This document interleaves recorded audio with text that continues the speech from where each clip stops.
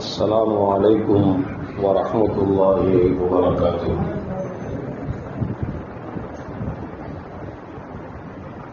الحمد لله رب العالمين، والصلاة والسلام على أشرف المرسلين وعلى آله وأصحابه وأزواجه وذرياته وأهل بيته أجمعين. أما بعد فقد قال الله تعالى في القرآن العظيم وفي الفرقان المجيد: أعوذ بالله من الشيطان الرجيم، بفضل بسم الله الرحمن الرحيم، وتحبون المال حبا جما. صدق الله العلي العظيم. قال نبينا محمد رسول الله صلى الله عليه وسلم: إن هذا المال حضرة حلوة، فمن أخذه بسخاوة نفس بورك له فيه، ومن أخذه بإسراف نفس لم يبارك له فيه، أو كما قال عليه الصلاة والسلام. رضينا بالله ربا وبالإسلام دينا وبمحمد صلى الله عليه وسلم نبيا ورسولا. يا سيدي يا رسول الله خذ بيدي قلت حيلتي أدركني يا شفيع المذنبين. اللهم صل وسلم على رسولك سيدنا ونبينا مولانا محمد وعلى آل سيدنا محمد وبارك وسلم عليه. எல்லா புகழும் புகழ்ச்சியும் ஏக இறைவனாம் அல்லாஹ் ஒருவனுக்கு உரித்தாக்கி அகிலத்தின் அருள்கொடையாக வந்துதித்த நமது உயிரினும் மேலான கண்மணி முஹம்மது ரசூலுல்லாஹி ஸல்லல்லாஹு அலைஹி வஸல்லம் அவர்கள் மீது ஸலவாத்தும் ஸலாமும் கூறியவனாக என் உரையை துவங்கம் செய்தேன். எல்லாம் வல்ல அல்லாஹு ஜல்ல ஜலாலுஹு எதை சொல்லவும் கேட்கவும் வாய்ப்பளித்தானோ அதன்படி நடந்து நல்ல மூமின்களாக வாழ்ந்து இந்த உலகத்தை விட்டு பிரிக்கிற பொழுது லா இலாஹ இல்லல்லாஹ் முஹம்மதுர் ரசூலுல்லாஹ் என்ற கலிமாவை மொழிந்து ஜன்னத்துல் ஃபிர்தௌஸை கண்ணால் கண்டு மகிழ்ந்து சிரித்த வண்ணமாக மரணிக்கக்கூடிய நல்வாக்கியம் பெற்ற மக்களில் அல்லாஹ் நம்மை ஆக்கி அருள்வானாக. மரணித்தும் மரணிக்காத இறைநேசரின் கூட்டத்தில் அல்லாஹ் நம்மை ஆக்கி அருள்வானாக.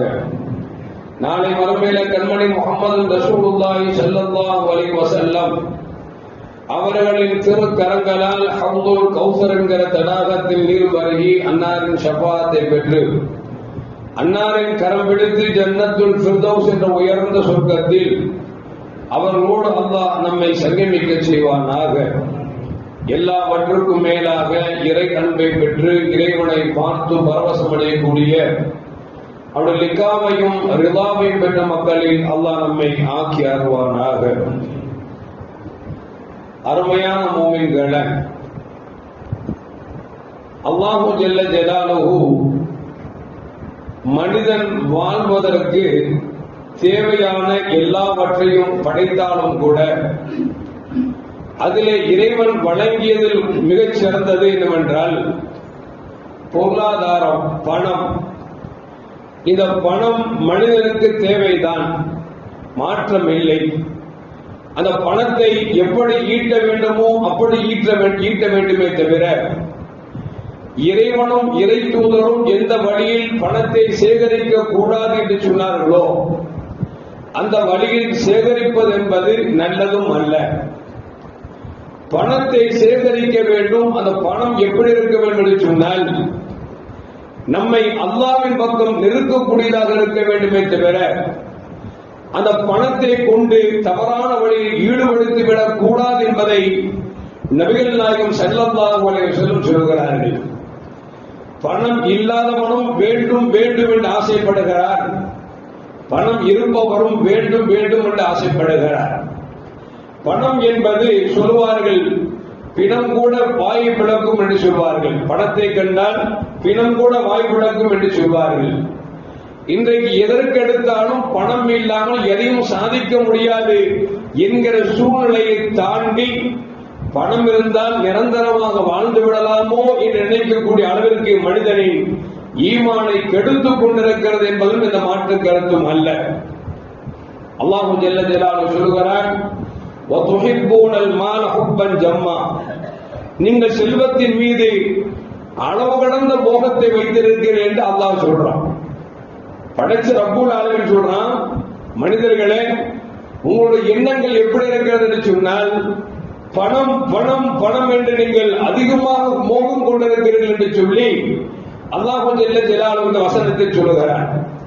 கண்மணி முஹம்மது ரசூலுல்லாஹி ஸல்லல்லாஹு அலைஹி வஸல்லம் சொல்வார்கள், மனிதனின் ஆசை எப்படி இருக்கிறது என்று சொன்னால் ஒரு தங்கத்தால் ஆன ஒரு ரிவர் ஓடியது என்று சொன்னார். தங்கத்தை உருக்குனா தனிமார் ஓடுமா இல்லையா? அந்த மாதிரி தங்க தண்ணீர் ஒரு ஆறு ஓடினாலும் கூட இன்னொரு ஆறு இருந்தால் நன்றாக இருக்குமே என்றுவான். ஒருவேளை இன்னொரு ஆறை கொடுத்தோம் என்று சொன்னால், தங்கத்தினால் ஓடக்கூடிய ஆறை கொடுத்தால் மூன்றாவது இன்னொரு ஆறு இருந்தால் நன்றாக இருக்குமே என்று நினைப்பான் என்று கண்மணி முஹம்மது ரசூலுல்லாஹி ஸல்லல்லாஹு அலைஹி வஸல்லம் சொல்கிறார்கள். அதைத்தான் அல்லாஹ் சொல்வான், அல்ஹாகுமுத் தகாசுர் ஹத்தா ஸுருதுமுல் மகாபிர். மனிதனின் ஆசை எப்பொழுது அடங்கும் என்று சொன்னால் அவனை குழிக்குள் வைத்து மண்ணை போடுகிற வரைக்கும் அவனுடைய ஆசை அடங்காமல் இருந்து கொண்டே இருக்கும் என்பதை அல்லாஹ் ஜல்ல ஜலாலுஹு வசனத்தில் சொல்லி காட்டுகிறார். அப்படி என்று சொன்னால் அருமையான மக்களே, பணத்தை சேகரிக்க வேண்டும் என்கிற ஆசை இருப்பது தவறல்ல. அந்த ஆசை அல்லாஹ் ரசூலை மறக்கடிக்கக்கூடிய, அந்த ஆசை அநியாயத்தை செய்யக்கூடிய பணமாக இருந்துவிடக் கூடாது என்பதைத்தான் அல்லாஹ் ரசூல் நமக்கு சொல்லி காட்டுகிறார்கள். அருமையான முஃமின்களே, கண்மணி நாயகம் ஸல்லல்லாஹு அலைஹி வஸல்லம் சொன்னதாக ஹகீம் இப்னு ஹிஸாம் ரலியல்லாஹு தஆலா அவர்கள் நமக்கு சொல்லி தருகிறார்கள், இன்ன ஹாதல் மால ஹதரத்துல் ஹுல்வத்து. உலகத்தில் இருக்கக்கூடிய செல்வங்கள் இருக்கிறது, அது கண்குளிர்ச்சியானதாகவும் மிகவும் இன்பகரமானதாக இருக்கிறது. ஆனால் ஃபமன் அகதஹு பிஸகாவத்தி நஃப்ஸின் பூரிக லஹு. யார் அந்த செல்வத்தை சேகரிக்கிற பொழுது இதை சொந்த பந்தங்களுக்கு கொடுக்க வேண்டும், ஏழைகளுக்கு கொடுக்க வேண்டும், அல்லாஹ் ரசூலுக்காக செலவு செய்ய வேண்டும் என்று சொல்லி பணத்தை சேகரிக்கிறார்களோ அந்த பணத்தில் அல்லாஹ் ஜல்ல ஜலாலுஹு பரக்கத்து செய்கிறார் என்றார்கள் முத்து முஹம்மது ரசூலுல்லாஹி ஸல்லல்லாஹு அலைஹி வஸல்லம் அவர்கள். சொல்லிவிட்டு பெருமானார் சொன்னார்கள், வமன் அகதஹு பிஇஸ்ராஃபி நஃப்ஸின் லம் யுபாரிக் லஹு ஃபீஹி. ஒரு பணத்தை சேகரிக்கிறார், அந்த பணத்தை கொண்டு வீண் விரயம் செய்வதற்காகவே சேகரிக்கிறார் என்று சொன்னார். அநியாயம் செய்வதற்காக, அட்டுழியம் செய்வதற்காக, ஹராமான வழியில் செலவு செய்வதற்காக பணத்தை சேகரிக்கிறார் என்று சொன்னால் அல்லாஹ் அந்த செல்வத்தில் பரக்கத்து செய்ய மாட்டான் என்று கண்மணி முஹம்மது ரசூலுல்லாஹி ஸல்லல்லாஹு அலைஹி வஸல்லம் சொல்கிறார் என்று சொன்னால், அருமையான மக்களே, பணத்தை ஈட்ட வேண்டும், தேட வேண்டும், அந்த செல்வத்தை சம்பாதிக்க வேண்டும். அந்த சம்பாதிக்கக்கூடிய பணத்தின் மூலமாக அல்லாஹ் ரசூலுக்காக நாம் செலவழிப்பது, சொந்த பந்தங்களுக்காக செலவழிப்பது, ஏழை எளியோருடைய கஷ்டங்களை போக்குவதற்காக செலவழித்தோம் என்று சொன்னால் அந்த பொருளில் அல்லாஹ் பரக்கத்து செய்கிறான் என்று நபிகள் நாயகம் ஸல்லல்லாஹு அலைஹி வஸல்லம் சொல்கிறார்கள். அருமையான மக்களே, முன்னால் வாழ்ந்த மக்களுக்கு செல்வம் வந்தவுடன் எப்படி நினைத்தார் என்று சொன்னார், வகாலு நஹனு அக்ஸர் அம்வாலும் வௌலாதன் வமா நஹனு முஅத்தபீன். நம்மள்ட்ட நிறைய செல்வம் இருக்குது, குறைந்த செல்வங்கள் இருக்கிறது, அல்லாஹ் நம்ம தண்டிக்கவா போறான் அப்படின்னு எண்ணுகிற அளவிற்கு அவனுக்கு அல்லாஹ் பொருளாதாரத்தை கொடுத்தான். அந்த பொருளாதாரம் என்ன தந்தது சொன்னால் சிந்தனை கெடுக்குது என்பதை அல்லாஹ் ஜல்ல ஜலாலுஹு ஒரு இடத்திலே சொல்லி காட்டுகிறார். அருமையான மக்களே, அது மட்டுமல்ல, கண்மணி முஹம்மது ரசூலுல்லாஹி ஸல்லல்லாஹு அலைஹி வஸல்லம் தோழரோடு அமர்ந்திருக்கிறார்கள். அமர்ந்திருக்கிற பெருமானார் ஸல்லல்லாஹு அலைஹி வஸல்லம் அவர்களுக்கு முன்பாக ஒரு செல்வன் நடந்து செல்கிறார். எல்லா சஹாபாக்களும் வியப்போடு பார்க்கிறார்கள். நபிகள் நாயகம் ஸல்லல்லாஹு அலைஹி சொன்னாங்க, உங்களுக்கு வியப்பு தருகிறதா, இவரை பற்றி உங்கள் கருத்து என்ன என்று சொல்லி நபிகள் நாயகம் ஸல்லல்லாஹு அலைஹி வஸல்லம் கருத்து கணிப்பு கேட்கிறார்கள். சஹாபாக்கள் சொன்னார்கள், யார் சொல்லலாம், அவர் எப்படிப்பட்டவர் தெரியுமா, ஹாதா ஹுர்ரியுன், அவர் ஒரு சுதந்திர புருஷர் என்று சொன்னார்கள். அந்த காலத்துல அடிமை சுதந்திரமானவர் இருந்துச்சு இல்ல, அதனால சொல்றாங்க இவர் ஹுர்ரியுன், அவர் சுதந்திர புருஷர் என்று சொல்லிவிட்டு சஹாபாக்கள் தங்கள் வார்த்தையை தொடர்கிறார்கள். இன் ஹதப ஐயுன்கஹ, அவர்களுக்கு திருமணம் முடிக்க வேண்டும் என்று சொல்லப்பட்டால் உடனே பெண் கொடுத்து விடுவார்கள். அந்த அளவுக்கு செல்வம் உள்ளவர். பெருமானார் சொல்றாங்க, அவர் ரெக்கமெண்ட், அவருக்காக யாராவது ரெக்கமெண்ட் செய்தாலும், அவர் யாருக்கு ரெக்கமெண்ட் செய்தாலும் அந்த ரெக்கமெண்டை உடனே ஏற்றுக்கொள்வார்கள். ஏன்? காசு இருக்கு, மால் துட்டு இருக்குது அப்படின்னு சொல்லி சஹாபாக்கள் சொன்ன பொழுது பெருமானார் ஸல்லல்லாஹு உள் வாங்கிட்டு கொஞ்ச நேரம் அமைதியாக இருந்தார்கள். கொஞ்ச நேரத்தில் இன்னொரு தோழர் செல்கிறார். அவர் பார்த்தால் பரம ஏழையாக இருக்கிறார். சஹாபாக்களும் பார்க்கிறார்கள். நபிகள் நாயகம் ஸல்லல்லாஹு கேட்டாங்க, இவரை குறித்து நீங்கள் என்ன சொல்கிறீர்கள் என்று கேட்டார்கள். நபிகள் நாயகம் ஸல்லல்லாஹு அலைஹி வஸல்லம் சஹாபாக்கள் சொன்னாங்க, இவரும் சோதர் புருஷர் தான். ஆனால் இவர் யாரிடமாவது பெண் கேட்டார் என்று சொன்னால் திருமணம் முடித்து கொடுக்க மாட்டார்கள். ஏன்? வசதி வாய்ப்பு இல்லை. இவர் யாருக்கு ரெக்கமெண்ட் செய்தாலும் அல்லது இவருக்காக யார் ரெக்கமெண்ட் செய்தாலும் ஏற்றுக்கொள்ள மாட்டார்கள். ஏன் என்று சொன்னால் அவருக்கு செல்வம் இல்லை என்று கண்மணி முஹம்மது ரசூலுல்லாஹி ஸல்லல்லாஹு அலைஹி வஸல்லம் அவருக்கு சொன்ன பொழுது கண்மணி முஹம்மது ரசூலுல்லாஹி ஸல்லல்லாஹு சொன்னாங்க, ஹாதா கைரும் மின் மில்அல் அர்தி மின் மிஸ்ரி ஹாதா. இந்த இரண்டாவது சொன்னாரே, இவர் சிறந்தவர் எந்த அளவுக்கு என்று சொன்னால் இந்த பூமியில் உள்ள அனைத்தை விடவும் இவர்தான் சிறந்தவர் என்று கண்மணி முஹம்மது ரசூலுல்லாஹி ஸல்லல்லாஹு சொன்னார்கள். பணம் இருப்பவன் சிறந்தவன் அல்ல, யாரிடத்தில் நல்ல குணம் இருக்கிறதோ அவன் தான் சிறந்தவன் என்பதை கண்மணி முஹம்மது ரசூலுல்லாஹி ஸல்லல்லாஹு அலைஹி வஸல்லம் சொல்கிறார்கள். பணம் இருக்க வேண்டும், பணம் இருப்பதோடு நல்ல குணங்கள் இருந்தது சொன்னால் அவன் உயர்ந்தவனாக இருப்பான். நல்ல பண்பாடு இருந்தால் அவன் பண்பட்டவனாக இருப்பான். பணம் இருக்கிறது, செருக்கும் திமிரும் இருந்தது சொன்னால் அவன் என்னதான் பணம் வைத்தாலும் அல்லாஹ்வின் பார்வையிலே அவன் அற்பமானவன் என்பதைத்தான் நபிகள் நாயகம் ஸல்லல்லாஹு சொல்லித் தருகிறார்கள். முஃமின்களே, சொல்லுவார்கள் பணம் பத்தும் செய்யும் என்பார்கள். பணம் பத்தும் செய்யும் என்று சொன்னால் நமக்கு விளக்கம் தெரியாமல் இருந்தது. நமக்கு மேன்மக்கள் நமக்கு சொல்லித் தருகிறார்கள், பணம் இருக்கிறதே அது பேராசை உண்டு பண்ணும். பணம் பேராசை உண்டு பண்ணும். இல்லாதவங்க கூட சரி கிடைக்கிற வரைக்கும் போதும்பா, ஒரு 100 ரூபாய் கிடைச்சா போதும், அந்நாளைக்கு 500 ரூபாய் கிடைச்சா போதும் இருப்பான். ஆனா செல்வந்தன் இருக்கிறானே ஹா ஹா ஹா நிலைவான். அதுதான் சொல்வார்கள் பணம் பத்தும் செய்யும்.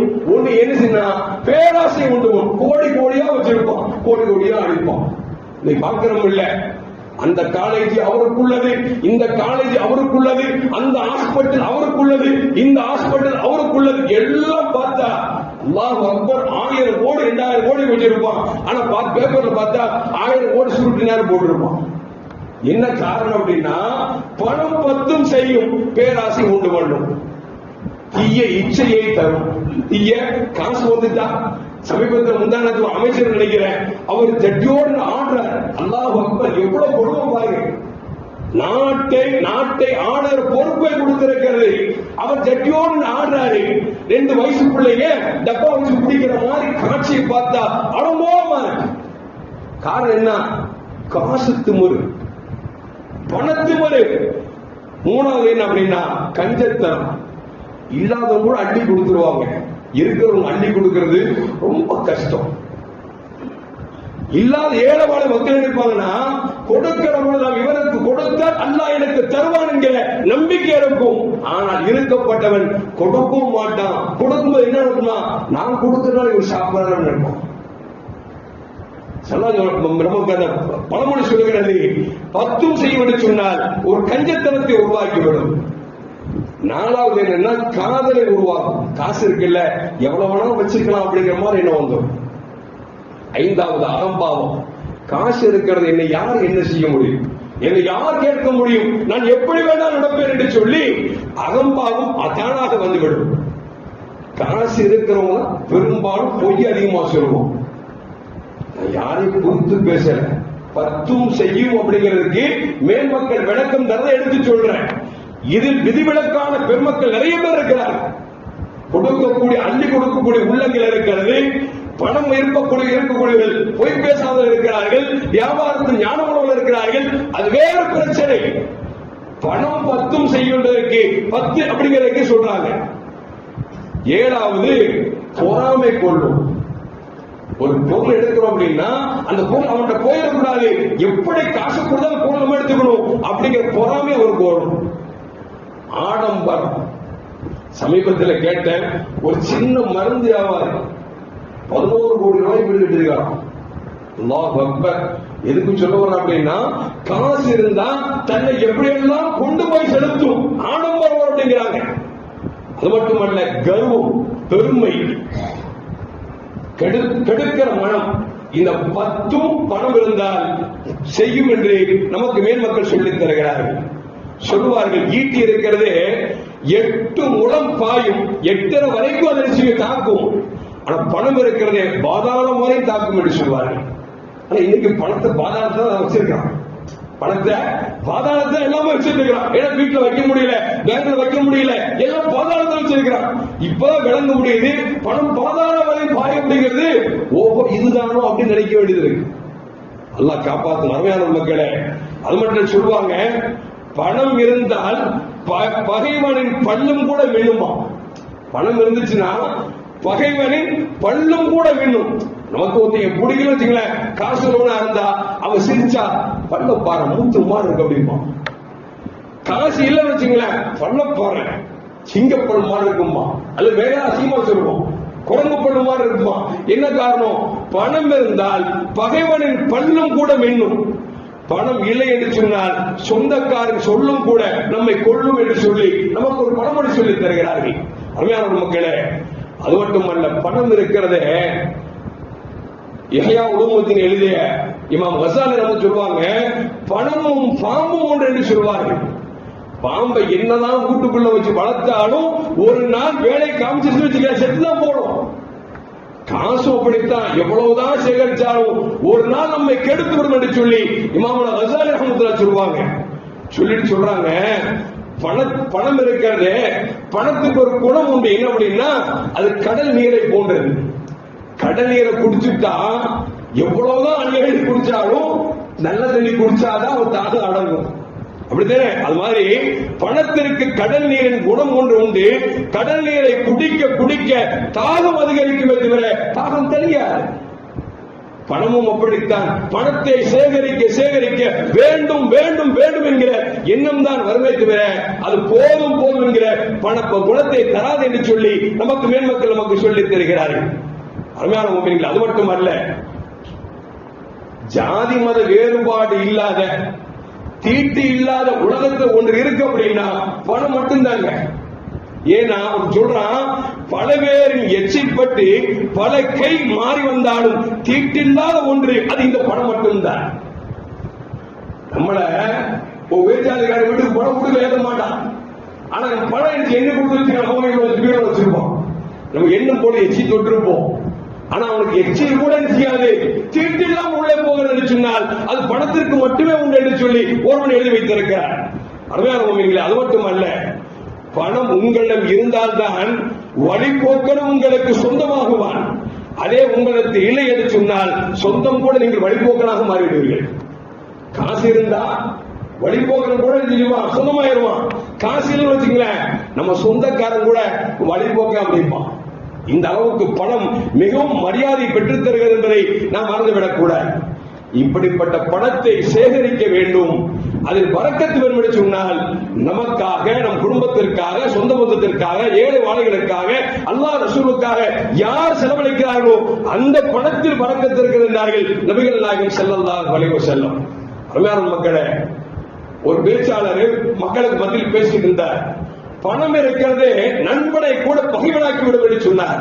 உடனே 4 பேர் இருந்துச்சாங்க. ஐயா, நீங்க சொல்ற வார்த்தை சரியில்லை அப்படின்னா. என்னப்பா சரியில்லை? நாங்கள் சிறுவயதிலிருந்து 4 பேர்கள் நண்பராக இருக்கிறோம், எந்த பணம் எங்களை பிரிக்கவில்லை என்று சொல்லி அந்த 4 பேர் இருந்துச்சு அப்படி கூட்டத்தை சத்தம் போட்டாங்க. அது பெரியவர் சொன்னாரு, காலம் சீக்கிரம் பதில் சொல்லும் என்று சொன்னார். காலம் சீக்கிரம் பதில் சொல்லும் என்று சொன்னார். 4 பேர் கொஞ்ச நாள் கழிச்சு உல்லாசமா இருப்பதற்காக ஒரு மலைக்கு மேல போய் விளையாண்டுட்டு உட்கார்ந்து இருக்கிறார் இளைஞர்கள். திடீரென்று ஒரு மலை குகையிலிருந்து ஒரு வயதான முனிவர் செய்யறார் அப்படின்னா, என்னை மரணம் துரத்துகிறது மரணம் துரத்துகிறது என்று ஓடி வருகிறார். 4 பேர் நினைக்கிறான், ஏன்னா பெரிய ஒரு மரணம் துரத்துகிறது ஓடுகிறாரே, உள்ள என்ன இருக்கு பாப்போம் அப்படின்னு சொல்லி அந்த குகைக்குள்ள 4 பேர் போறார். போனா வைரமும் வைடூரியமும் தங்கமும் எல்லாம் மதிக்கப்படக்கூடிய எல்லா பொருட்களும் இருக்கிறது. பார்த்து 4 பேரும் முடிவு பண்றான், ஐயா ஓடிட்டாரு, மரணம் துரத்துதுன்னு, இருக்கிறத எடுத்துக்கோ அப்படின்னு. ஒருத்தன் சொன்னா, நான் தானே முதல்ல பார்த்தேன், எனக்கு கொஞ்சம் கூடுதலா கொடு அப்படின்னா. பிரச்சனை வந்துச்சா? 4 பேரும் உள்ள போயிருக்கிறான், 4 பேரும் பார்த்திருக்கான். அதுல ஒருத்தன் சொல்றான், நான் தானே முதல்ல பார்த்தேன், பங்கு வைக்கும் போது எனக்கு கொஞ்சம் அதிகம் வேணும் அப்படின்னா. இன்னும் சொன்னா, இல்ல நான் தான் பார்த்தேன், அதான் எனக்கு கொஞ்சம் அதிகம் வேணும் அப்படின்னா. பார்த்தா எவன் கொஞ்சம் அதிகமா வேணும்னு சொன்னானோ அவனை 3 பேர் சேர்ந்து அடிச்சு கொண்டாங்க. ஒருத்தன் சோழி முடிஞ்சிருச்சு. 2வது சொன்னால நான் தான் முதல்ல பார்த்தேன்னு அவனையும் அடிச்சானுங்க. காயம் பட்டுருச்சு, படுத்த படுக்கையில கிடக்கான். இப்ப 2 பேர் நல்லா இருக்கான் பாருங்க. அத ஒருத்தன் சொல்றான், நடந்து போச்சு, பரவாயில்ல, சரி நம்ம செத்து போயிட்டா. ஒருத்த படுக்கையில் இருக்கிறான், நீ போய் சாப்பாடு வாங்கிட்டோம், பசிக்குது, தாகடிக்கு தண்ணி வாங்கிட்டோம் அப்படின்னு. ஒருத்த போனான், போயிட்டு சாப்பாடும் தண்ணி வாங்கிட்டு வந்தான். அந்த இருக்கிற வைரத்தை தூக்கிட்டு போயிருக்கான்னு சொல்லி வேகம் வந்தான் பாருங்க. அந்த தலை அந்த குகையின் வாசல் அடிச்சு அவனும் சுருண்டான். மொத்தம் 2 பேரும் காணி. ஒருத்த உயிர் ஊசலாட்டம், அவனும் போயிட்டான். ஒருத்த மட்டும்தான், எல்லாம் செத்து போயிட்டான், நம்ம மட்டும் தூக்கிட்டு போலான்னு சொல்லிட்டு, சரி இருந்தாலும் தண்ணி குடிப்போம், சாப்பிட்டு பாருங்க எல்லாம் செஞ்சான்னு சொல்லி அவன் சாப்பிடாம பாருங்க. அவன் சாப்பிட்ட பொழுது அவனுக்கு மயக்கம் வந்தது, அவனும் செத்தான். என்ன அப்படின்னா, கொண்டு வரும் போது விஷ கலந்தவரோட கொண்டு என்ன போச்சு? பணம் பகைமையாக்குச்சா இல்லையா? 4 பேர் சாகடிச்சா இல்லையா? அதைத்தான் வேவர் சொன்னார், உனக்கு காலம் பதில் சொல்ல வேண்டும் சொன்னார். உண்மையில் அப்படி ஆகிவிட்டது. இன்னைக்கு பார்க்கிறோம் இல்ல, ஹசரத் அவர் நல்லா இருந்ததற்கு ஒரு வியாபாரம் தொடர்பு வச்ச எனக்கு அவனுக்கு ஒத்துழைப்பு ஹசரத்.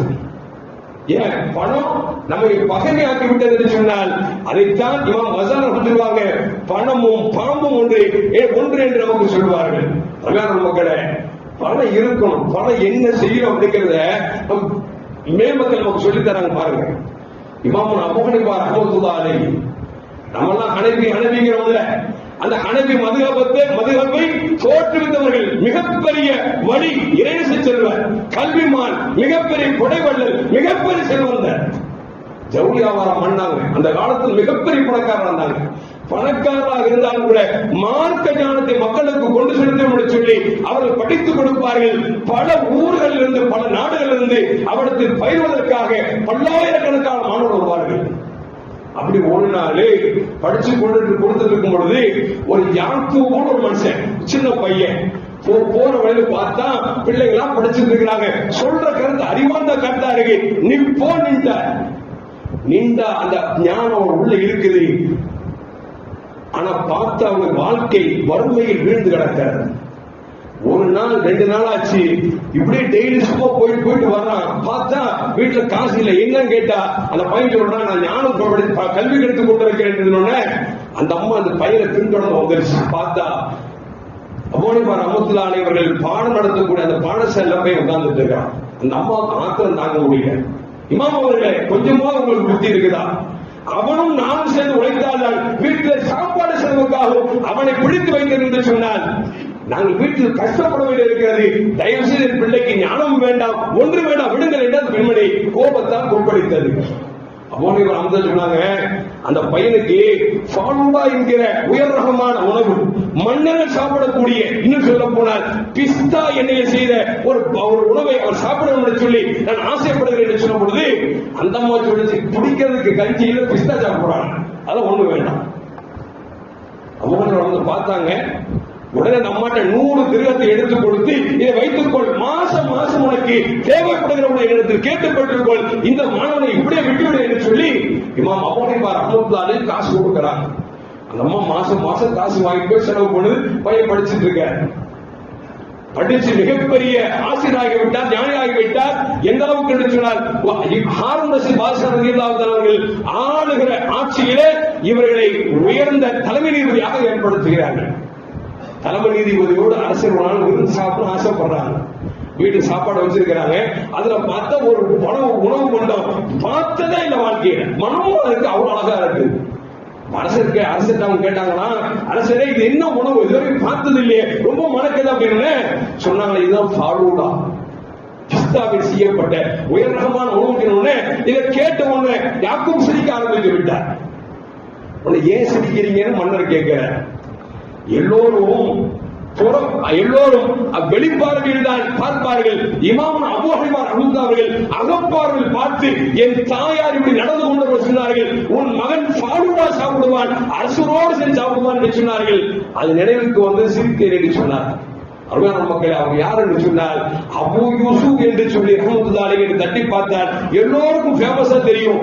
அபூ ஹனீஃபா ரஹ்மத்துல்லாஹி மாணவர்களில் ஆகச்சிறந்த மாணவராக திகழ்ந்தவர்கள்.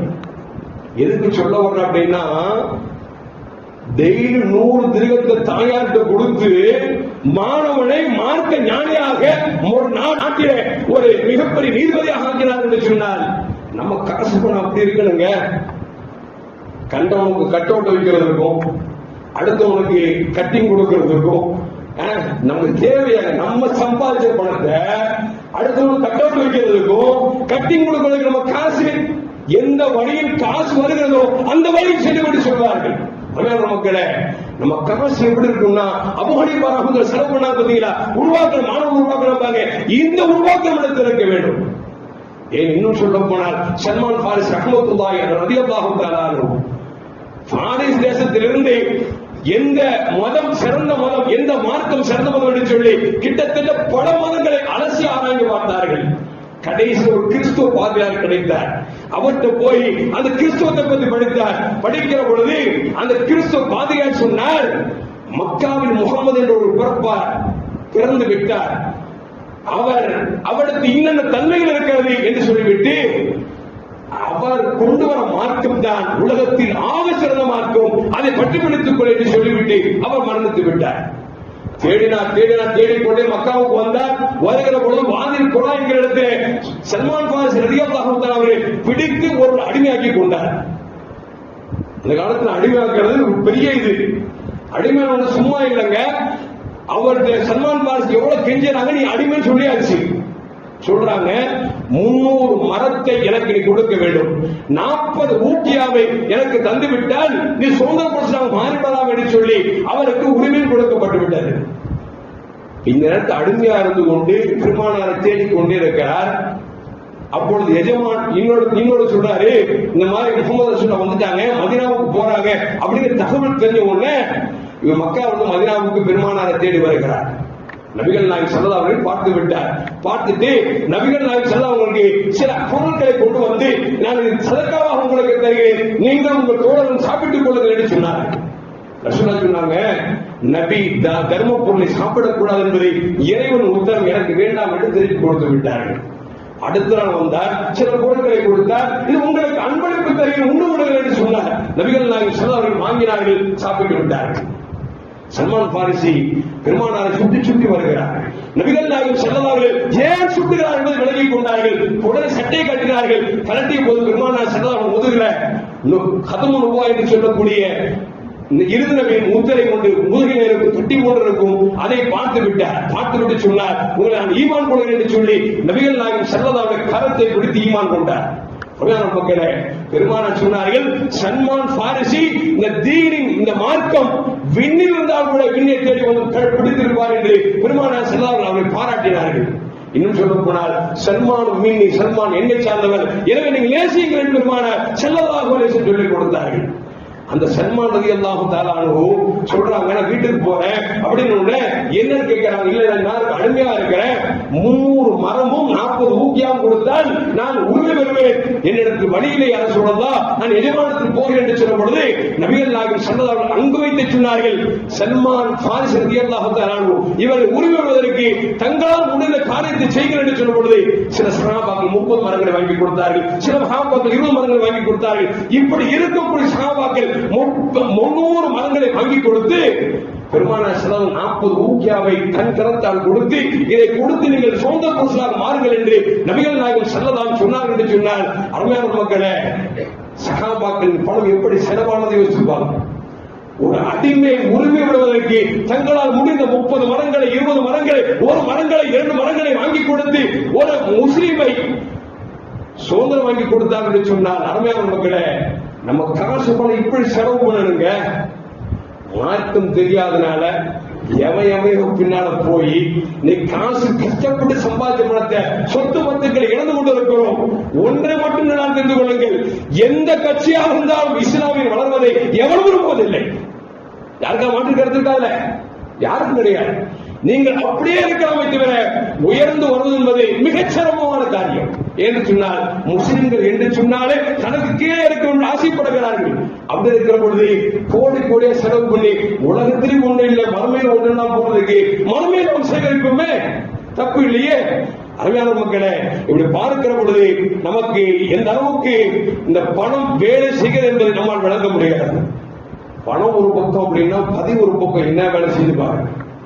பணமும் பதவியும் மனுஷன் எப்படியெல்லாம் கெடுத்துக் கொண்டிருக்கிறது என்பதை நாம பேசுறதுக்கு நேரம் இல்லை, டைம் முடிஞ்சு போச்சு. இந்தியாவில் ஒரு காலத்தில் எழுதப்பட வேண்டும், 2026 தேர்தலுக்கு முன்னால் 2026 தேர்தலுக்கு பின்னால் என்று ஒரு வரலாற்று எழுதப்படக்கூடிய ஒரு சூழ்நிலைக்கு தள்ளப்பட்டிருக்கிறோம். பணமும் பதவியும் யார் யாரையெல்லாம் எப்படி மாற்றியது என்பதை இன்றைக்கு கண்கூடாக பார்த்துக் கொண்டிருக்கிறோம்.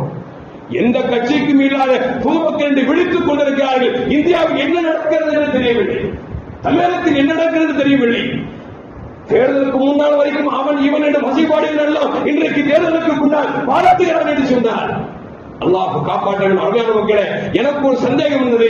ஈசா அலைஹிஸ்ஸலாம் கடைசி காலத்தில் வருகிற பொழுது உலகமெல்லாம் முஸ்லிம்களாக மாற்றப்படுவார்கள் என்று பெருமானார் ஸல்லல்லாஹு இருக்காங்க. அது எப்படி நடக்கும் எனக்கு கொஞ்சம் சந்தேகம் இருந்தது. சந்தேகம் ஈமான சந்தேகம் இல்ல, எப்படி நடக்கும் என்ன இருந்துச்சு. ஆனா இப்ப விளங்கிருச்சு, இதுவே நடக்கிற பொழுது 2026 தேர்தலுக்கு முன்னால் இப்படியும் 2026 தேர்தலுக்கு முன்னால் இப்படியும் இருக்கிற பொழுது எங்கள் ஈசா அலைஹிஸ்ஸலாம் வந்தவர்கள் இந்த நாடே இஸ்லாமிய நாடாக மாறுவது எந்த பார்த்து கருதுமல்ல. அல்லாஹ்வால் எதையும் சாதிக்க முடியும். எல்லாம் அல்லாஹ் கொடுத்திருக்கிற தலைவர்களை எல்லா மக்களுக்கும் நல்லாட்சியத்தை செய்யக்கூடிய நல்ல தலைவர்களாக அல்லாஹ் ஆக்கி அருள்வானாக. அஸ்ஸலாமு அலைக்கும் வரஹ்மத்துல்லாஹி வபரகாத்துஹு.